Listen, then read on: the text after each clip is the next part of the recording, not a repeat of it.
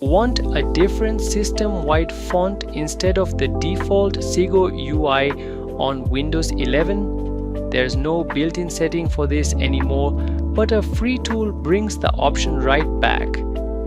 Download WinAero Tweaker, a free, well-known Windows customization tool that's been trusted for years by the Windows community. Open it and in the sidebar, find Advanced Appearance Settings. Then look for the Set Custom System Font section. Pick a new font from the drop-down list of fonts already installed on your PC and click Apply. Sign out and back in or restart Windows Explorer, and your entire system will now display text in your chosen font instead of the default.